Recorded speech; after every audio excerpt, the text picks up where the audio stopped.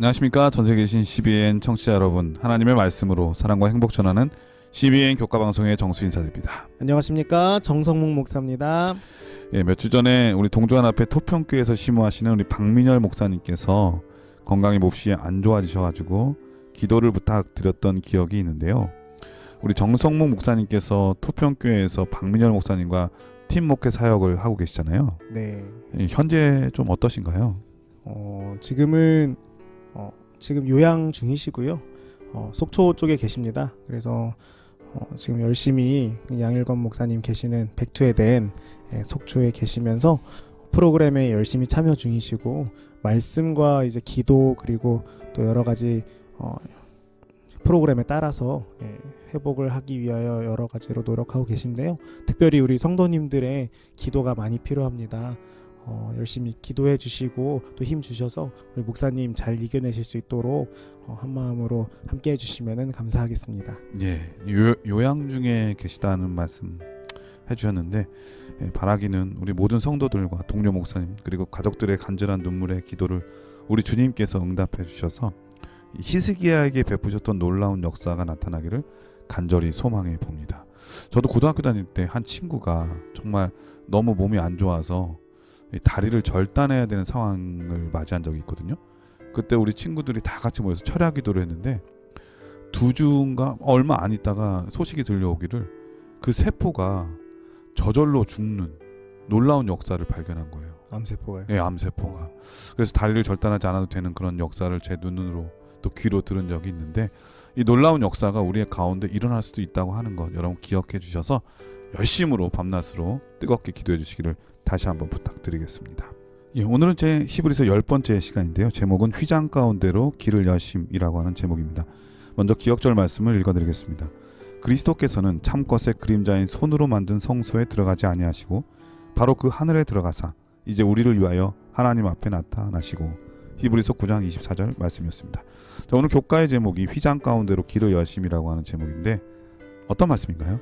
이번 과에서는 예수님께서 우리를 위하여 이 땅에 오셨다가 승천하신 것이 우리에게 어떤 의미이고, 그리고 또 이것을 통해 우리는 어떤 소망을 가지고 이 세상을 살아갈 수 있는지에 대해서 함께 공부해 보도록 하겠습니다.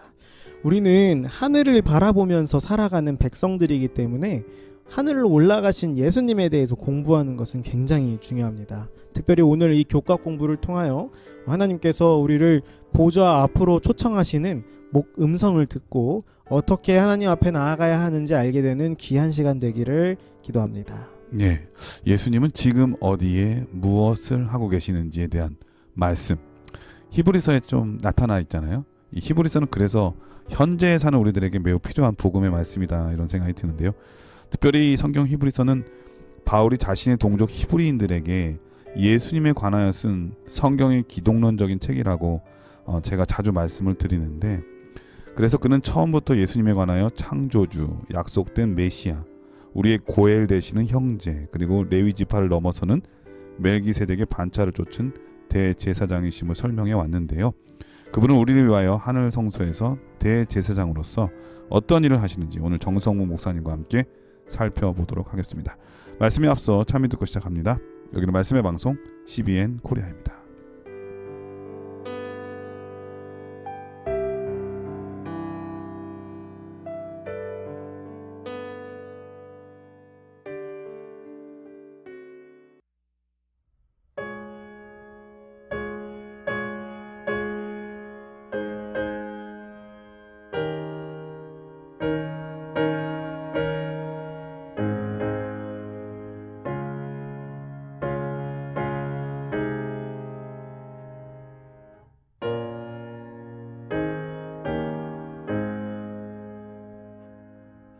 내 구주 예수를 더욱 사랑 엎드려 비는 말 들으소서.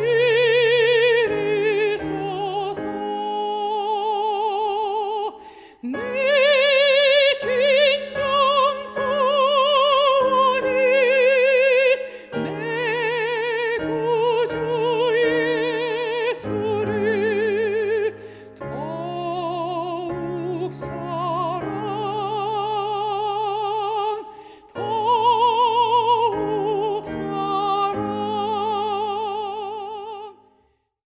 예, 찬미 잘 들었습니다. 이로써지는 아버지 앞에 계신 예수님이라고 하는 제목인데요. 어떤 말씀인가요? 히브리서 9장 24절을 보면 예수님께서 하나님 앞에 나아가신 모습을 기록합니다. 그런데 예수님께서 승천하시고 하나님 앞에 나아가신 목적이 무엇이라고 바울이 이야기하냐면은 우리를 위하여 하나님 앞에 나아가셨다고 기록합니다.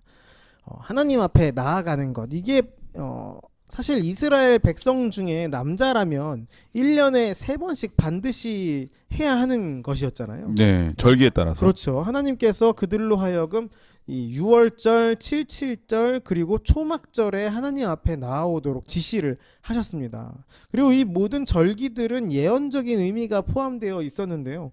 이 6월절은 이스라엘이 애굽으로부터 구원받은 것을 기념하는 날이고 77절은 밀추수의 기념일이죠. 그 마지막으로 초막절은 광야에서의 하나님의 돌보심을 기념하는 날입니다. 그런데 이 모든 것들이 결국에는 무엇을 예표하는 것들이냐면 예수님에 대해서 예표하는 것들이고 예수님의 십자가 그리고 부활 승천을 통해서 그 표상이 실제로 우리에게 나타남을 알 수가 있습니다. 어떤 면에서 구원의 스케줄이다 이렇게 말할 수 있을 것 같습니다. 그렇습니다. 사실 6월절, 무교절, 요제절은 다 한 명절이죠. 그렇죠. 하나로 다 네, 연결되어 6월절은 있죠. 금요일, 무교절은 안식일, 요제절은 안식 후 첫날 3일 동안 지내는 명절을 일컬어서 무교절이라고 얘기를 하는데 그 다음에 50일 후에 일어나는 77절은 처음 익은 밀을 하나님께 드리는 추수 감사의 의미가 있고 예수님께서 추수할 것은 많은데 추수할 일꾼이 없다는 말씀 자주 하셨는데 그래서 이날은 예수님께서 십자가에 돌아가시고 오순절에 성령이 임하시는 사건을 잘 설명해 주잖아요. 그리고 가을절기 나머지 세 가지 나팔절, 대속제일, 또 초막절 이 세 절기도 매우 특별한 의미가 있는데 특별히 대속제일은 죄의 도말과 속죄의 의미가 있다고 하는 거. 이런 모든 스케줄이 다 구원의 스케줄임을 설명하는 거겠죠. 맞습니다. 이 이스라엘 남자들이 이제 매번 이렇게 절기마다 매년 절기마다 하나님 앞에 나아감으로써 이것을 계속해서 반복해야 했습니다. 계속 떠올리고 하나님께서 그들을 위해서 준비해 놓으신 구원의 과정과 예수님이 오실 것이라는 그런 모든 것들을 매년 이런 의식들을 통해서 반복해야 했던 거죠. 그리고 기억해내야 했던 거고요. 예. 그런데 이제 우리가 오늘 또 중요하게 살펴볼 것이 무엇이냐면은 이스라엘 남자들은 이것을 매년 반복해야 했지만 예수님께서는 어떻게 하십니까? 더 좋은 제물로서 단번에 드리셨다라는 것입니다. 예수님께서는 더 좋은 제물로서 하나님 앞에 나아가셔서 이 모든 예언과 뜻을 성취하시고 우리를 위해서 하늘 성소에 들어가셨다는 것이죠. 새 언약과 옛 언약을 공부하신 분들은 이게 무슨 말씀인지 다 이해가 되실 겁니다. 맞습니다. 우리 다 예전에 사실은 공부했었는데 옛 언약 가운데 있는 그러니까 양으로 대신하던 것을 그렇죠. 예수님께서 실제로 오셨기 때문에 맞습니다. 그것을 새 언약이라 표현했고 사실은 옛날이나 지금이나 다 그 새 언약 가운데 행했던 일이에요. 맞습니다. 실제로는 양을 대신 잡지만 그 양을 대신하시는 진짜가 예수님이기 때문에 그걸 생각하면서 양을 드린 거였겠죠, 다. 맞습니다. 그래서 우리 오늘 공부하는 히브리서 9장 24절은 이제 무엇을 나타내냐면은 예수님께서 온전한 제물로서 하나님께 올라가셨는데 무엇을 위해서 그렇게 하셨냐면 바로 우리를 위해서 그렇게 하셨다라는 것입니다. 우리를 위해서 더 좋은 제물로서 그 하나님 앞에 나아가셨다라는 것이죠. 예수님께서는 다른 누군가를 위해서 하신 것이 아니라 바로 우리를 위해서 하나님 앞에 나아가셨습니다. 우리가 아니라면 이런 일을 하실 이유가 하나도 없는 분이시잖아요. 맞죠. 그 사실 우리를 사랑하시기 때문에 사실 네. 진짜로 그냥 우리 때문에 그렇게 하셨다는 것이죠. 그리고 예수님께서 우리 때문에 이렇게 스스로 번제물이 되시고 수치를 당하시고 하나님 앞으로 하늘로 올라가셨다는 그 사실 자체가 바로 우리에게 정말로 큰 소망이 됩니다. 우리를 너무나도 사랑하시는 예수님께서 우리를 위해 먼저 하늘로 올라가셨으니 우리도 예수님과 같이 마지막 날에 하늘에서 영광스러운 주의 자녀로서 함께할 수 있다는 소망을 우리가 가질 수 있는 것이죠. 그렇다면 우리도 예수님처럼 하늘로 올라가서 하나님 앞에 그 영광스러운 자리에 서게 될 날이 다가올 텐데 우리는 과연 어떤 준비를 해야 할까요? 이 질문에 대한 대답이 바로 다음 소지인 월요일 소지에 나와 있습니다. 그래서 잠시 후에 이것에 대해서는 공부를 해볼 텐데요. 오늘 이 일요일 소지에서 공부한 것처럼 우리를 위해서 온전한 제물로서 하나님 앞에 나아가신 예수님께 감사하면서 그 소망을 붙들고 끝까지 흔들림 없이 한 걸음 한 걸음 본향 향해 나아가는 우리 모두 되기를 간절히 바랍니다. 네, 이럴 소지는 아버지 앞에 계신 예수님이라고 하는 제목인데, 예수님은 유대인들의 절기처럼 때가 참에 하나님께서 자기 아들을 세상에 보내셔서 우리를 구원하시기 위한 구원의 과정을 이루셨다는 생각을 하게 됩니다. 마지막 재림을 앞두고 대제사장으로서 친히 자기 자신이 화목제물이 되셔서 또한 대제사장으로서 우리를 중보하기 위해 하나님 앞에 서셨음을 우리 목사님께서 잘 말씀해 주셨습니다. 월요일 소지는 하나님의 초청이라고 하는 제목인데요. 어떤 말씀인가요? 일요일 소지에서 살펴본 것처럼 예수님께서 우리를 위해 하늘로 올라가사 하나님 앞에 나아가셨습니다. 그렇기 때문에 우리도 역시 무엇을 준비해야 되냐면 하나님 앞에 나아가야 할 준비를 해야 한다는 것이죠. 예수님을 따르는 제자들로서 우리는 하나님의 이 초청에 기쁨으로 응해야 하는데, 우리가 하나님 앞에 나아가야 하는데 그냥 나아갈 수 있겠습니까? 그렇지 않죠. 우리는 준비를 해야 됩니다. 왜냐하면은 우리는 다 너무 죄인이고 거룩하신 하나님 앞에 그냥 이 죄된 상태로 그냥 나아갈 수는 없기 때문입니다. 사실 국가의 대통령이 우리를 초대해도 우리가 그냥 가진 않죠. 그렇죠. 우리 최선을 그냥 다해서 뭐 가죠. 깔끔한 옷 입고 예. 목욕하고 갈 텐데 더 훨씬 높으신 하나님 앞에 나아갈 때도 근데 이게 분명히- 사실 하나님께서 예. 모세를 통해서 명령하신 거였거든요. 맞습니다. 그 부분이 예. 이제 나와 있는 거죠. 교과에 보시면. 회방 앞으로 올 때에 맞습니다. 성결케 한 모습으로 오라고 맞습니다. 명령하신 말씀. 예.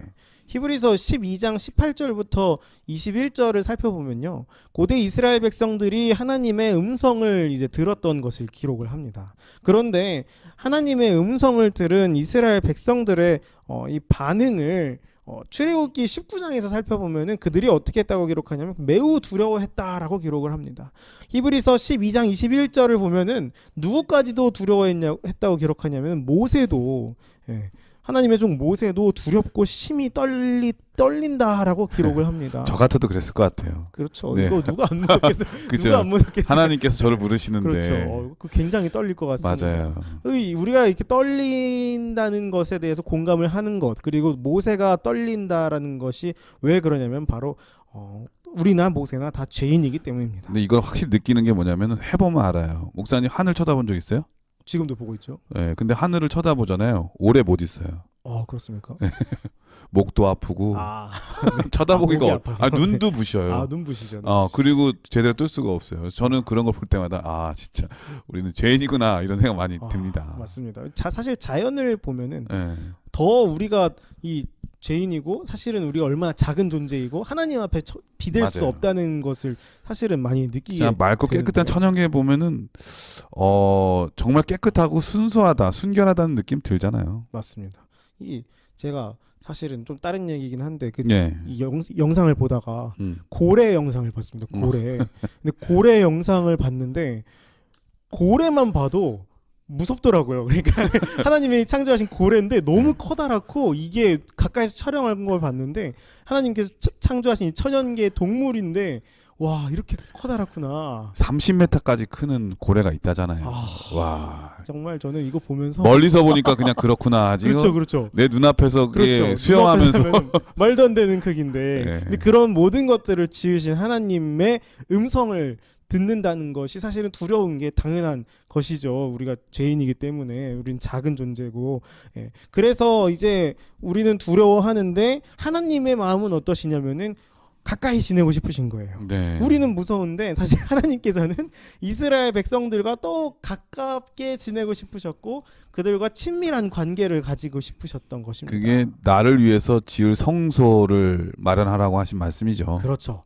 이스라엘 백성들 진중 가운데 네. 계시면서 하나님이 백성들과 정말 그 관계를 더 쌓고 싶으셨던 것인데 그래서 이스라엘 백성들에게 하나님께서 어떻게 당신께 나아올 준비를 해야 하는지를 모세를 통해서 알려주십니다. 출애굽기 19장 10절부터 15절까지를 보면 하나님께서 이 모세를 통해서 백성들로 하여금 준비를 하도록 지시하시는 내용이 나오는데요.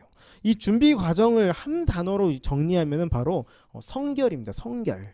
이스라엘 백성들은 하나님 앞에 나아가기 전에 자기 자신을 성결하게 해야 했던 거예요.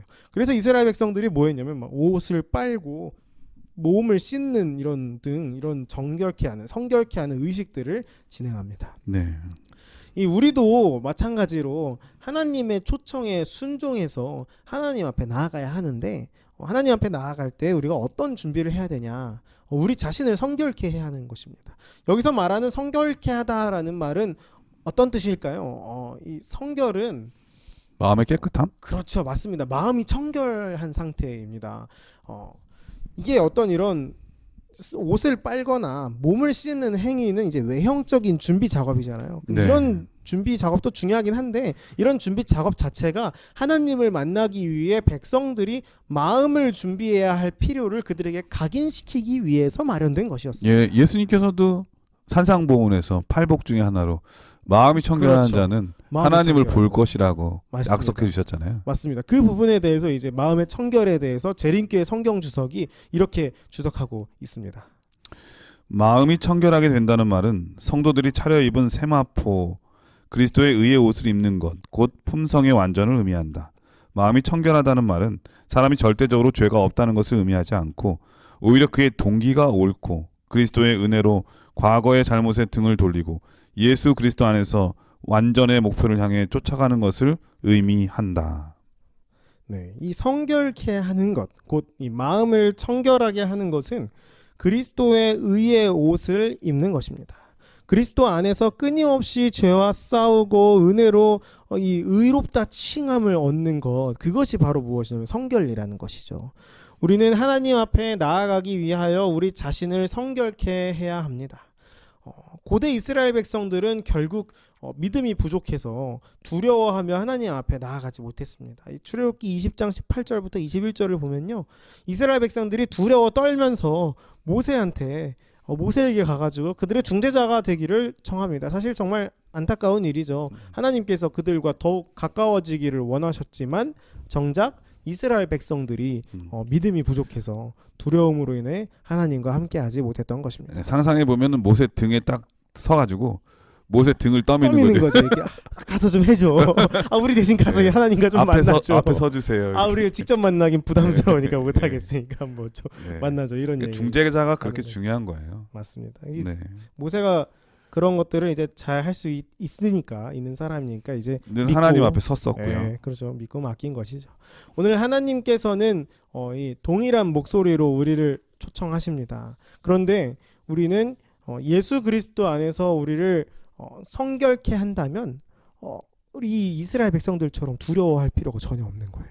하나님의 초청과 그 음성에 두려워할 필요가 전혀 없습니다. 우리 모두 죄 가득한 이 세상 가운데서 우리 자신을 예수 그리스도 안에서 성결케 하는 주의 자녀 되기를 간절히 바랍니다. 준비된 그리스도인, 마음이 청결한 그리스도인으로 거듭나 하나님의 초청에 응하는 그 사랑스러운 음성을 듣고 영광스러운 자리에 함께하는 우리 모두가 되기를 간절히 바랍니다. 예, 월요일 소지는 하나님의 초청이라고 하는 제목인데 초청하신 분이 우리의 흠을 보거나 우리가 뭘 잘못했나 그런 걸 보기 위해서 초청하신 건 아니겠죠. 그렇죠. 우리에게 복을 주시고 더 좋은 것을 주시기를 원하시는 하나님의 마음을 전달하고자 우리를 초청하는 거기 때문에 우리는 우리의 마음의 준비를 잘해서 나간다면 하나님께서 주시는 무한한 축복 받지 않을까 생각이 되어집니다. 화요일 소지는 휘장의 필요성이라고 하는 제목인데 어떤 말씀인가요? 화요일 소지에서는 휘장에 대한 이야기를 우리에게 제시해주고 있는데요. 이 휘장은 쉽게 얘기하면은 이 가림막 같은 거잖아요. 네. 커튼이라고 생각하시면 될 것 같아요. 이 휘장은 가림막인과 동시에 공간을 구분하는 용도로도 사용이 됐습니다. 이 교과책에서 잘 설명해주고 있는 것처럼 이 성소에서도 이 휘장의 역할은 굉장히 중요했습니다. 들어갈 수 있는 곳과 들어갈 수 없는 곳을 나눠주기도 하고요. 네. 보지 말아야 할 것을 가려주기도 하는 것이 바로 이 성소에서의 휘장의 역할이었습니다. 이 휘장을 통해서 구분도 하고 또 분리도 하고 그렇죠? 네. 그래서 어떤 면에서 이 휘장은 예수님의 성육신을 나타내기에 가장 좋은 상징물이 아닌가. 맞습니다. 이게 바로 조금 이따가 네. 등장하는 내용입니다. 그런 스포하시면 안 됩니다. 네, 알겠습니다. 예. 레위기 16장 1절 2절 그리고 10장 1절부터 3절을 살펴보면은 이 아론의 두 아들들에 대한 이야기가 등장을 합니다. 네. 이 아론의 두 아들이 여호와께서 명령하지 않으신 불을 가져다가 여호와 앞에 분향했다가 그 불이 여호와 앞에서 나와가지고 그들을 삼키는 일이 기록이 되어 있는데 맞아요. 나답과 아비후가 그렇죠. 그런 이제 일을 당했죠. 아주 안타까운 일이 벌어졌는데 이 말씀은 무엇을 경고하냐면 바로 죄인이 죄 있는 상태로 하나님께 나아간다면 하나님을 보게 된다면 죽는다는 거예요. 출애굽기 19장 21절에도 하나님께서 모세에게 백성이 지경을 넘어 하나님의 영광을 엿보면은 어떻게 된다고? 죽을 것이라고 말씀을 하시죠. 죄인이 죄 있는 상태로 바로 하나님을 만나게 되면은 죽는다는 것입니다. 네. 그래서 하나님께서 이스라엘 백성들 가운데 거하시기 위해서 지으신 성소에 무엇을 설치하신 것입니까? 휘장을 설치하신 것입니다. 혹시라도 시은 자 위에 계신 하나님의 영광을 직접 마주함으로써 죄 있는 상태로 백성들이 혹시라도 이렇게 나아갔다가 죽음을 맞이하지 않도록 하시기 위한 이 휘장을 설치하신 것이죠. 네. 그런데 이 놀라운 사실은요. 바로 예수님께서 우리의 제사장으로서 우리의 휘장이 되어주셨다는 사실입니다. 예수님께서 어떻게 우리의 휘장이 되어주셨는가? 예수님은 사람이시고 휘장은 커튼인데 예수님께서 어떻게 하실 수 있으셨는가? 이게 이제 저도 이제 공부하면서 이게 어떤 비유인가? 라고 생각을 해봤는데 예수님의 아까 목사님께서 살짝 말씀해 주신 것처럼 예수님이 성육신 하셔서 이 땅에 오신 것 자체가 바로 무엇이냐면 우리를 위해 휘장이 되어 주신 가린 것이죠. 그렇죠. 하나님의 맞습니다. 영광을 육신의 몸으로 가려 주셨기 때문에 우리가 맞습니다. 하나님을 볼 수 있게 된 거죠. 정확합니다. 하나님께서 죄인인 우리 가운데 거하시려고 그 영광스러운 광채 그대로 내려오시면은 전멸이에요. 우리는 다 죽는 거죠. 죄인인 우리가 당연히 죽는 겁니다. 그래서 거룩하신 하나님께서 그 모든 이 영광의 광채와 신성을 이 인간과 같은 모양의 육체로 감싸신 것입니다. 그래서 정말 더 놀라운 건요. 하나님의 영광을 하나님께서 스스로 가리시듯이 우리의 죄를 하나님께서 가려주시기 때문에 그래서 또 죄인에게는 은혜가 되는 거죠. 맞습니다. 이 우리에게 이 휘장이 되신 예수님의 이 사실은 이 사랑 그리고 그분의 영광스러운 모습을 볼 수 있도록 해주신 하나님의 사랑 이런 것들이 우리에게 얼마나 크게 다가오는지 모릅니다. 그래서 예수님께서 나를 본 자는 아버지를 봤다고 그렇게 맞습니다. 말씀하신 게 아닌가 그런 생각이 드네요. 맞습니다. 우리를 위해 이 휘장이 되셔서 우리로 하여금 하나님의 영광을 바라볼 수 있도록 이 땅에 내려오신 예수님의 사랑을 언제나 기억하는 우리 모두가 되기를 간절히 바랍니다. 예수님께서 정말 얼마나 우리와 함께 하시고 싶으셨으면 친히 휘장이 되셔서 종의 형체를 따라 이 땅에 내려오셨겠습니까? 우리는 그 먼 길을 오시고 감히 어울릴 수 없는 이 형상을 가지고 이 땅에 오신 예수님을 어떤 마음으로 모시면서 살아가고 있습니까? 우리의 삶 가운데 하나님을 더욱 가까이 하며 우리와 언제나 함께하고자 하시는 예수님을 마음 가운데 모시며 살아가는 우리 모두가 되기를 간절히 바랍니다. 화요일 서지는 휘장의 필요성이라고 하는 제목인데요. 사실 이 휘장은 우리 목사님께서 말씀하신 대로 분리의 의미가 있죠.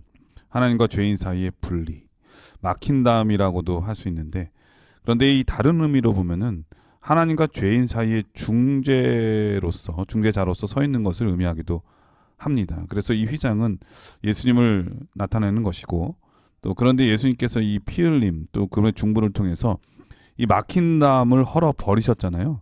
그렇기 때문에 이 휘장은 어떤 면에서 하나님과 하나 될 수 있는 연결 통로라고 할 수 있을 것 같습니다. 그래서 연합이라고 하는 큰 틀에서 연합이라고 하는 것을 의미하기도 하지 않나 그런 생각이 듭니다.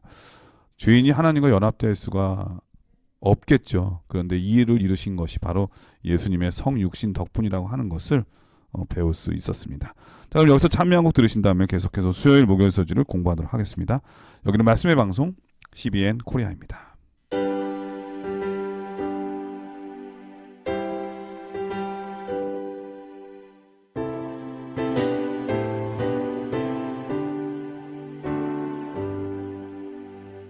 놀랍다 주님의 그 은혜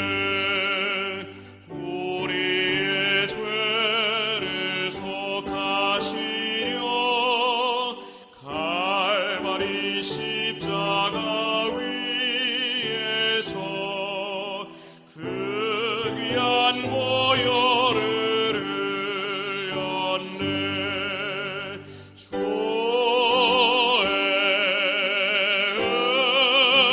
은혜 우리의 죄를 다 씻었네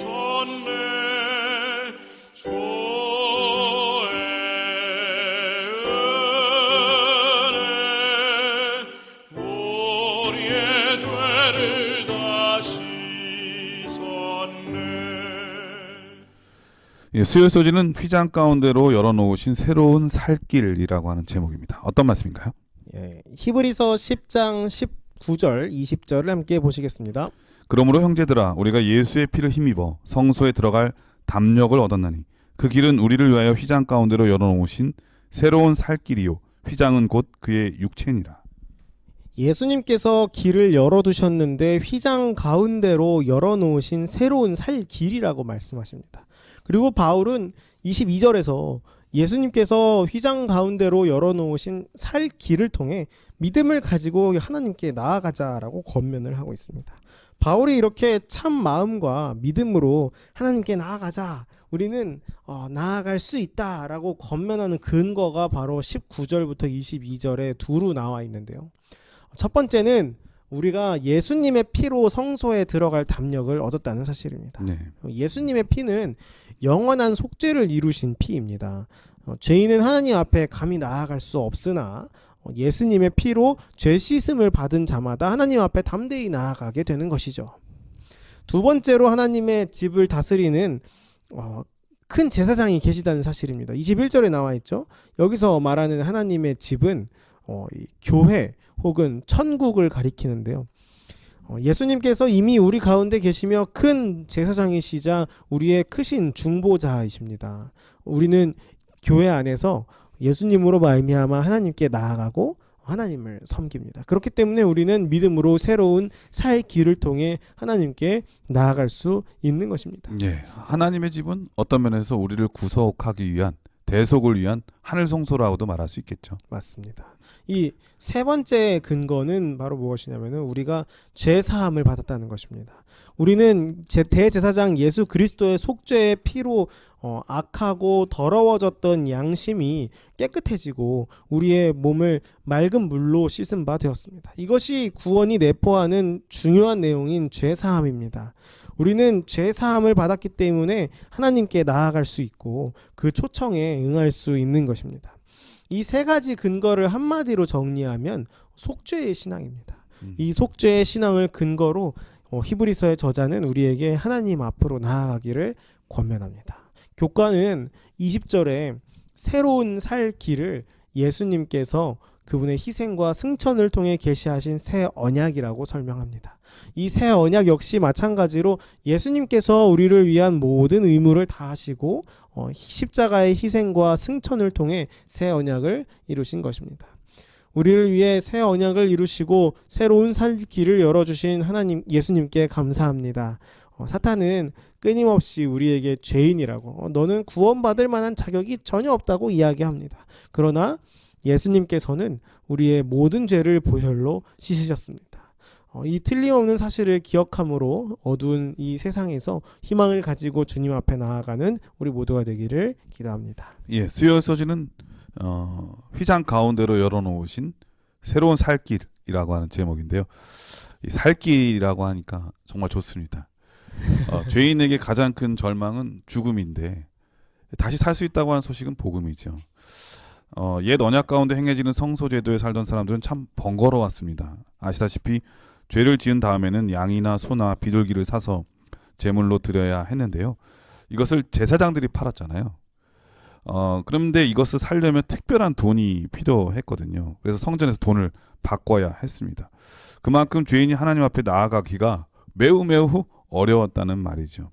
그러나 예수께서 대제사장이시자 더 온전한 더 좋은 제물이 되셨기 때문에 이제는 그럴 필요가 없는 거죠. 우리가 직접 예수님께만 나아가면 주께서 우리의 죄의 흔적들을 대신 지시고 하나님 앞으로 나아가셔서 속죄하실 것이기 때문에 이젠 돈이 없어서 아니면 시간이 없어서 형편이 어려워서 하나님 앞으로 나가지 못하는 일은 전혀 없게 됐다는 사실을 우리 목사님께서 말씀해 주셨습니다.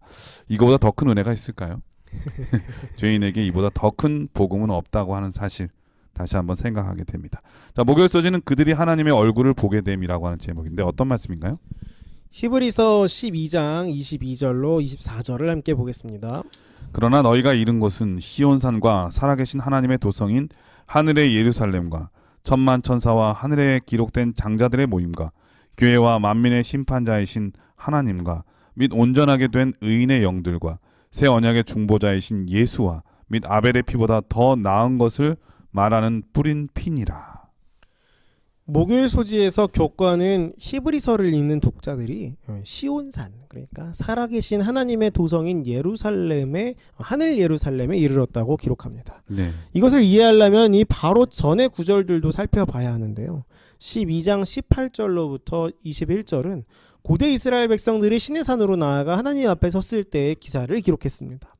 이 바울은 이스라엘 백성들과 대조하여 신약의 성도들은, 그러니까 이 히브리서를 읽는 독자들은 시내산이 아닌 시온산에 이르렀다라고 이야기하는 것입니다. 이 시내산과 시온산의 차이를 보면은 이 시내산에서는 우리가 잘 아는 것처럼 빽빽한 이 구름이 산 위에 있고 네. 나팔 소리도 정말 심히 커가지고 백성들이 다 떨었잖아요. 그런데 시온산은 그렇지 않았습니다. 시온산은 예수 그리스도로 말미암은 죄 씻음과 의와 영생과 평강이 있는 곳이었습니다. 사실 이 시온산을 거슬러 올라가면은 아브라함과 이삭의 사건이 있었던 모리아산이잖아요. 그렇죠.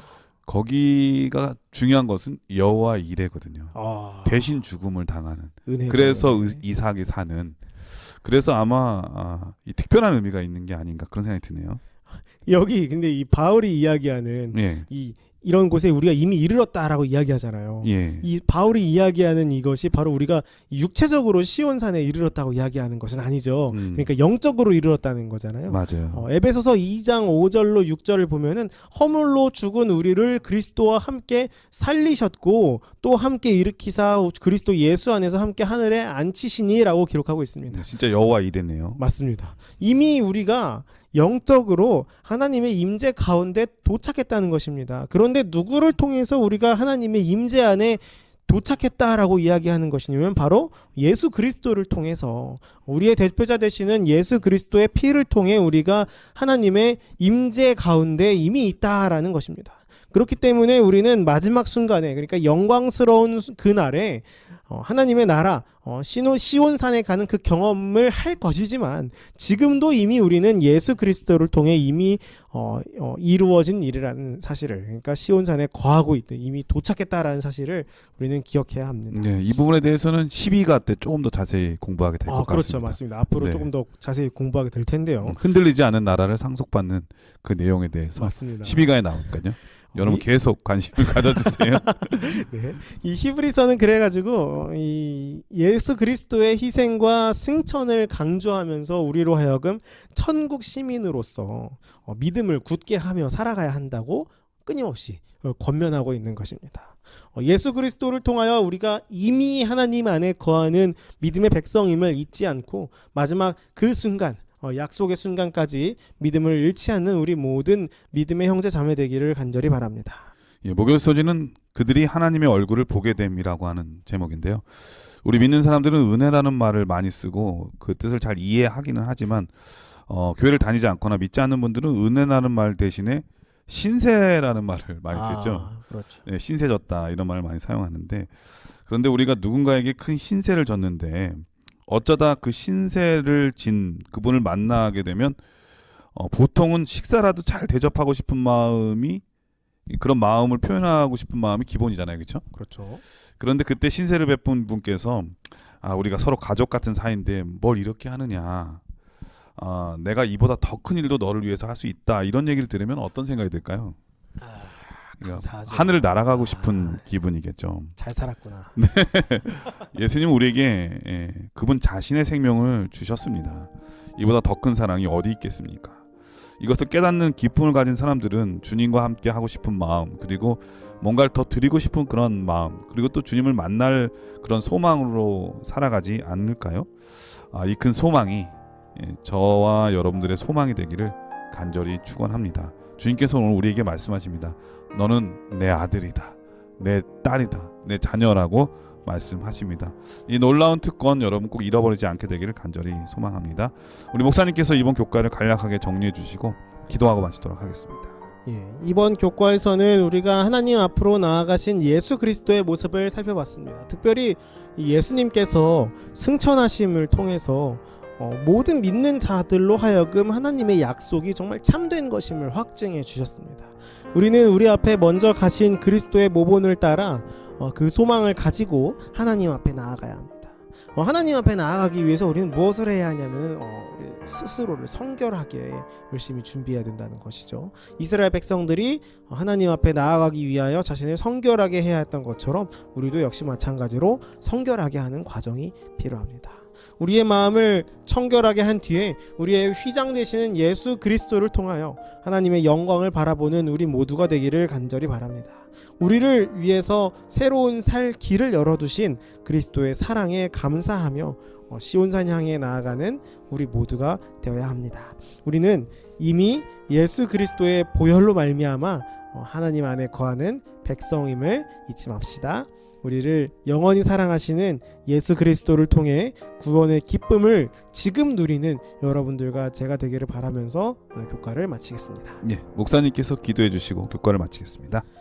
하늘에 계신 아버지, 우리를 위하여 새로운 살 길을 열어주심에 감사합니다. 아멘. 또한 도저히 어울릴 수 없는 그 육신의 모습을 가지고 우리 가운데로 내려오셔서 우리의 휘장이 되어주심에 감사합니다. 아멘. 주님, 우리 모두 주님께로 나아가고자 원하오니 주님을 통하여 하나님 앞에 거할 수 있도록 인도하여 주시옵소서. 아멘. 이 모든 말씀 예수님의 이름으로 간절히 기도드립니다. 아멘. 네, 전 세계 신CBN 청취자 여러분, 봄은 다가오는데 바람이 아주 찹니다. 이럴 때가 가장 위험한 시기이겠죠.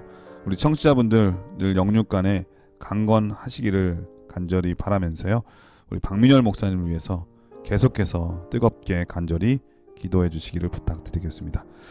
저희는 다음 주에 더 좋은 모습으로 찾아뵙도록 하겠습니다. 안녕히 계십시오. 감사합니다.